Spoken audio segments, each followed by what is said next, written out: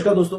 जिस देश में एक आम आदमी को सुप्रीम कोर्ट जाकर केस रजिस्टर कर जस्टिस लेने में ऑन एन एवरेज 5.7 ईयर्स लगते हैं, उसी देश और उसी सुप्रीम कोर्ट में सिर्फ 20 दिन में जांच रिपोर्ट और क्लीन चिट। यह है अंबानी के वंतारा की कहानी।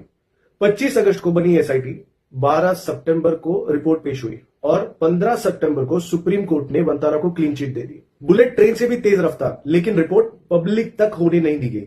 सुप्रीम कोर्ट ने कहा कि अब वंतारा के खिलाफ कोई भी इस प्रकार की शिकायत भविष्य में नहीं हो सकती और जिसने भी ऐसा दुष्प्रचार किया उस पर रिलायंस मानहानि का केस कर सकती है। अब जरा तथ्य देखिए। पहला, green zoology rescue rehabilitation centre को मिली बिजली की रफ्तार से मंजूरी, पर एसआईटी को इसमें कुछ भी गलत नहीं लगा। दूसरा, डॉक्टर बृजकिशोर गुप्ता जो कि पहले सेंट्रल जू अथॉरिटी में थे, जब रिलायंस ने एप्लीकेशन दिया था जू के लिए, मंजूरी मिलने के बाद इस्तीफा देते हैं और वही GZRRCC के डायरेक्टर बन जाते हैं, पर एसआईटी को इसमें कुछ भी गलत नहीं मिला। तीसरा, लेपर्ड्स रखने की अनुमति सिर्फ 52 थी, यानी 52, पर पहले साल में ही 62 लेपर्ड आ गए और 2023 तक पहुंच गए 229 लेपर्ड्स।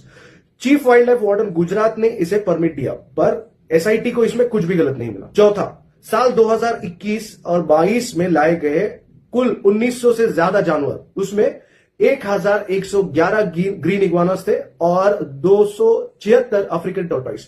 अभी अफ्रीकन टॉर्टॉइस महाराष्ट्र कस्टम ने एयरपोर्ट पर जब्त किए थे, कहां से आए पता नहीं, पर एसआईटी को इसमें कुछ गलत नहीं मिला। पांचवा, जून से जुलाई 2021 के बीच सिर्फ 30 दिनों में मर गए 157 जानवर, जिसमें 87 इग्वानास थे और 70 टॉर्टॉइस, पर एसआईटी को इसमें कुछ भी गलत नहीं मिला। छठा, मार्च 2023 तक कुल 5350 जानवर थे, जिसमें से 1461 इंडेंजर्ड स्पीसीज है, जैसे कि tigers, leopards, hornbill, sloth bear और कई और, पर कोई पब्लिक रिपोर्ट उपलब्ध नहीं और फिर भी एसआईटी को इसमें कुछ भी गलत नहीं मिला। सातवां, वाइल्ड लाइफ प्रोटेक्शन एक्ट 2022 में बदलाव किया गया। सेक्शन 43 बदला गया ताकि हाथियों का ट्रांसफर आसान हो सके। उसके बाद अरुणाचल प्रदेश, त्रिपुरा और असम से कई हाथी लाए गए Radha Krishna temple elephant welfare trust और GZRCC के नाम पर एसआईटी को इसमें कुछ भी गलत नहीं मिला। आठवां, कोई भी एंडेंजर्ड स्पीसीज जब मरता है तो उसको सरकार के वाइल्ड लाइफ प्रोटेक्शन एक्ट के अंडर उसको सरकार की निगरानी में उसका क्रेमेटेशन होता है, लेकिन वंतारा के पास अपना प्राइवेट क्रेमेटोरियम है। इसकी परमिशन कहां मिली? लेकिन एसआईटी को इसमें कुछ भी गलत नहीं मिला।